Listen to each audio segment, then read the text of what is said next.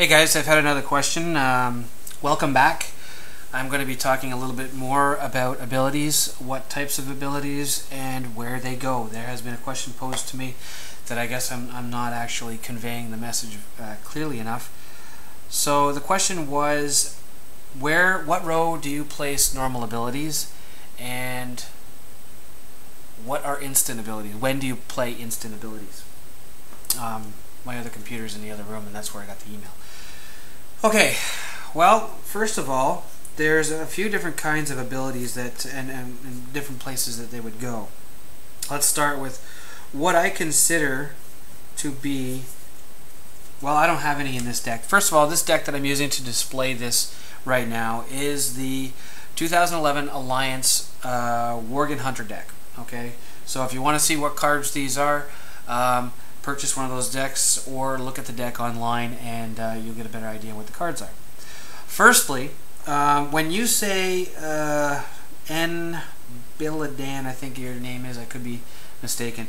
When you say normal ability, what that means to me is an ability that is played and then resolved and then discarded. Okay? And I don't have an example in this deck of an ability that I believe of that nature. However, so I will pull out another card that is an ability. Here's an arms. Now again, this card that I'm about to show you does not belong in the Worgen Alliance deck. This is what I consider a normal ability. Okay, very straightforward. You pay its cost, you resolve the card, and then it goes immediately to the discard pile. Okay, that's what I consider a normal ability. So to answer your question, normal abilities get played, resolved, and then put in the discard pile. Focus. No, it doesn't want to. Okay, probably because of the black background and the lighting that I have right now. I apologize for that. Second type of ability card, or in part of your question, is an instant ability. When does that get played and where does it go? Okay, this is an instant ability. You know that because on the newer versions of the cards from Cryptozoic, it says instant on the card. When can you play this card? You play this card at any point in the game, assuming you have the cost in resources. Sorry, assuming you have the resources in play, which are down here. I have 4. Assuming that you have the resources to pay for this card.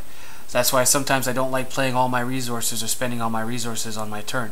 I might have a card like this in my hand, which is an instant, and I can use that if I have the resources to do so.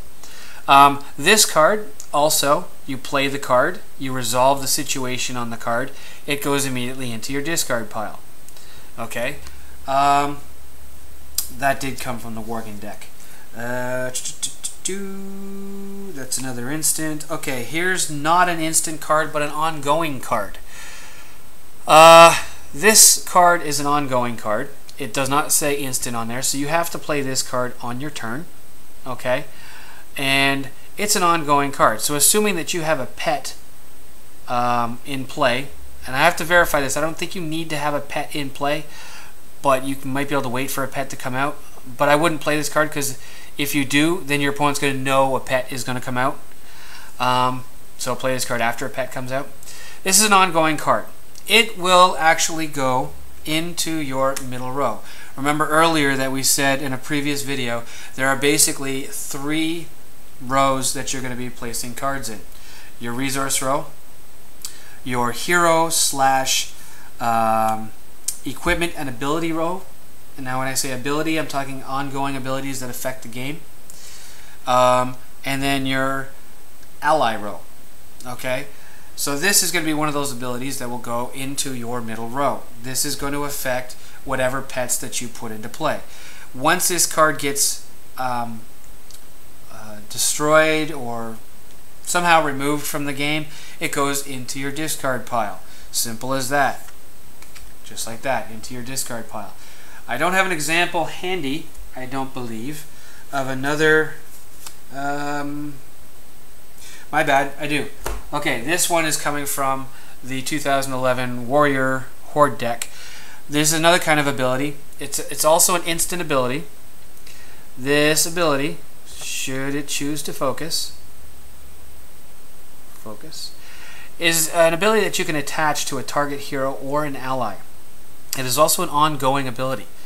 Now, where this ability, you can pause this and read the card if you want. Where this ability is going to go is, the card basically states, attached to target hero or ally. So, it's rend. You pay the cost associated with the card. It's instant, so you can play it at any point in the game, either on your turn or on your opponent's turn. And you would attach this either to your opponent's hero or ally. It's an ongoing thing, so it can only get destroyed one of two ways. If your opponent or yourself plays a card that can destroy it, or if you or your opponent destroy the card that this is attached to. And when I say attached, assuming this card, let's say, is your opponent's card, you're just going to kind of put that underneath there. I don't put it fully underneath because then I forget that it's there. I don't put it, or you can put it on top. You can go like that. Whatever, there's no written rule as to, well, there is a written rule, it goes underneath, I believe it is, to do it. But I've seen this game played so many different ways. This three-row format is a good base to where to start, to help you organize your cards, know which cards are what and where they go. But I've seen this game played so many ways that a lot of the format of how the cards are placed on the table gets not necessarily ignored, but tweaked to the player's preference. This is my preference. I like the organization of the cards that are set up in the rules. I've seen people online playing this, and they've got cards just stacked in groups, kind of like this. Okay, if they've got, and then they'll just turn all their resource cards at once, like that, to show that they've been used. Typically, that's not what it says in the rules, but you don't have to go by what the rules say. I'm having some difficulty moving the cards around because I've actually taken my mat and flipped it upside down, so I have a black background. Typically, it just tells you to put your cards side by side and, just slant them, tap them, exhaust them, whatever term you want to use, and that's it. Anyway, I'm getting sidetracked on abilities. What the point I'm trying to make basically here is, that's how the abilities get played, what row they go in, and everything like that. But use your discretion with how you want to play the game, and there you go. I would like to branch out into different games. I mean, it is board game review, and you guys seem to be enjoying this particular. I'll make sure I get the cards in the right thing. This particular game itself, and I really enjoy this particular game. However, I'd like to branch out into something a little bit different eventually and show you guys some other games. Let me know how you feel about that. The other thing too is I wanted to touch base with you guys and say that I am probably looking to get rid of some cards, and I don't know when or how or what. I purchased them on eBay, and a little word of warning: when you purchase things on eBay, be very, very careful, because what happens, I'll do this because it's focusing, it's not focusing. When you purchase cards on eBay, unless specified, when you buy a lot, chances are all of the good cards are picked out of a box, and the lot is basically what's left over. I fell victim to that a couple of months ago for Twilight of the Dragons. I ended up getting 5,000 cards. I was misled to believe that it was a range of cards from every set that they've produced. However, it was not the case. So I've got about 3,000 cards left of Twilight of the Dragons commons and uncommons. I don't know if there's enough to make complete sets in there, but I've already pulled enough out to make 2 complete sets of commons and uncommons, and I got a crap load of cards left over. No good cards no rares or ultra rares or whatever they call them are in there.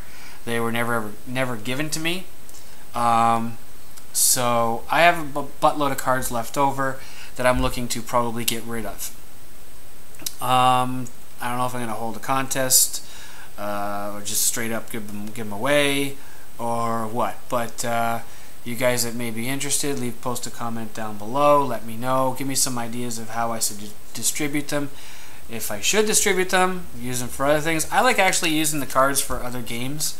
I just put them in sleeves and I print off other cards for print and play type games.